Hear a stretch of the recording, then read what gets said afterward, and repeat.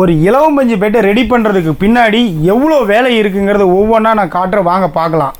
இலவம்பஞ்சு காயிலிருந்து பிரித்து எடுத்த பஞ்சை கொண்டாந்து இந்த மாதிரி சுத்திகரிக்கப்பட்டு சுத்தமாக வெண்மையமாக படர்ந்துருக்கூடிய இந்த மாதிரி இலவம்பஞ்சாக ரெடி பண்ணி இந்த இலவம்பஞ்சை வச்சு தான் நாங்கள் ஒரு மெத்தையாக ரெடி பண்ணி உங்களுக்கு கொடுக்க போகிறோம். இந்த மாதிரியான சுத்தமான இலவம்பஞ்சு மெத்தையில் இருக்கிற பயன் என்னன்னு நான் சொல்கிறத விட இங்கே வேலை செய்கிறவங்க சொல்லுவாங்க, அவங்களையே கேட்டு தெரிஞ்சுப்போம். இந்த மில்லுக்கு வந்து 3 வருஷம் ஆயிடுச்சுங்க. பஞ்சு நான் ஓட்டிகிட்டே இருக்கிற பஞ்சு சுத்தமாக இருக்குது. நீட்டாக அந்த மெத்தை போட்டு படுத்தா தூக்கம் நல்லா வரும். மெத்தை நல்லா நீட்டாக இருக்குங்க.